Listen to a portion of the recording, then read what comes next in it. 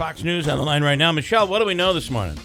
Well, what we know is that Prince was found in his elevator at his Paisley Park studio and home in Minneapolis.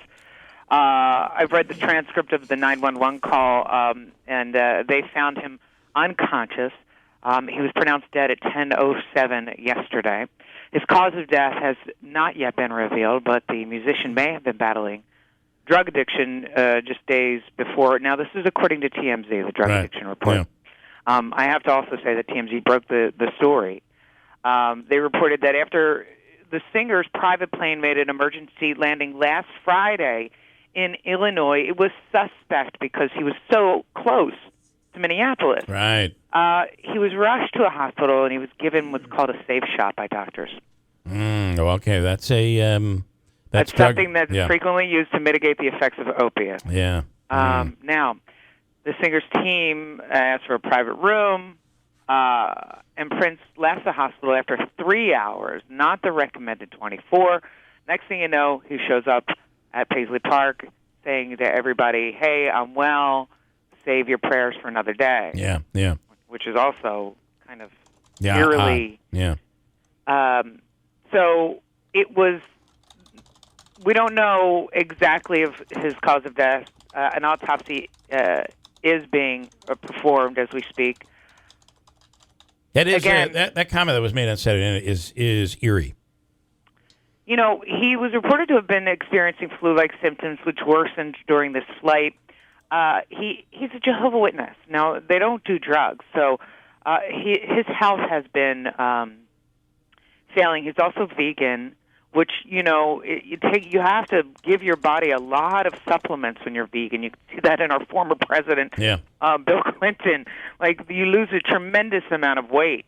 I think Al Sharpton's another one who's vegan now, where the weight is just, you know, they seem to be shrinking. Yeah, everything shrinks but the head. I'm talking about. Oh, my God. Sorry about anyway, that. My apologies. You know, you need an extra dose of supplements and proteins. So his health was failing. He had reportedly a hip issue. So these are all things that we do know for sure, and I'm sure we'll fill in the blanks later in the weekend. Well, you know, I hate to say this, but we were just talking about it. There was a candidate for Congress here in town yesterday talking about the heroin epidemic. And almost every time you hear one of these stories, it starts with a hip problem, or it starts with an injury, and they're given the meds, and they can't stop the back pain from going away, and all of a sudden they can't get the meds anymore, and it's heroin that's cheaper than pot. You know, so you hope that's not the story, but interesting, boy. All right, well, listen, Michelle, we appreciate your time. You got it. Thank you. Have a great day. I didn't realize. I never knew, by the way, and I just bear with me for a moment. Could you imagine going to your door, and it's Prince standing there with a pamphlet? Could you? I mean, because that's if he is a devout Jehovah's Witness. Part of what they do, I believe. I don't know much about their religion, but everybody has to do it. Everybody has to do it. They got to go door to door. And could you imagine if? I mean, there he is, Prince. I'll keep the book if you sign it. Yeah. God, I've never seen you in a white shirt and a black tie. It's the first time ever. Those are the Mormons. Sorry. But one of the things I've been trying to say is that, you know, in the last few years, the Super Bowl halftime shows have just been terrible.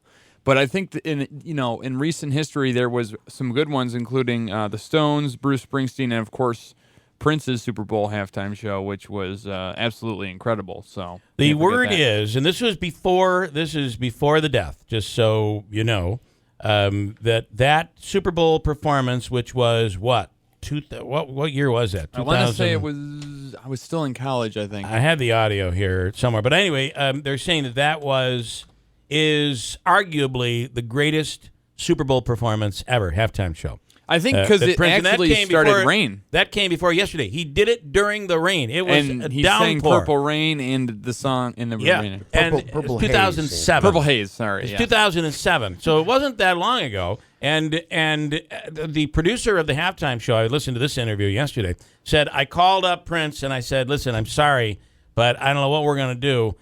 It's raining, and it's going to be raining during the show.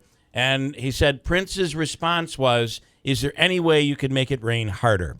And he went out and he did that performance in the pouring rain, and it was just probably, arguably, the greatest Super Bowl halftime show ever. Really something.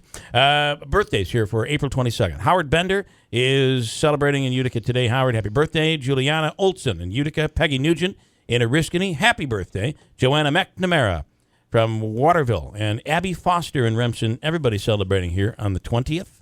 I'm sorry, the 22nd. And we'll give away 2 cakes today, just because we feel generous. Joanna McNamara and Juliana Olson, each getting a cake from the Florentine Pastry Shop on Bleecker Street in Utica. You can get onto our website, join the VIP club, and submit a birthday at WIBX950.com, or you can send it in on a postcard, WIBX Birthdays, 9418 River Road, Marcy, 13403. Christine Bellino will deliver the news in 2 minutes on WIBX.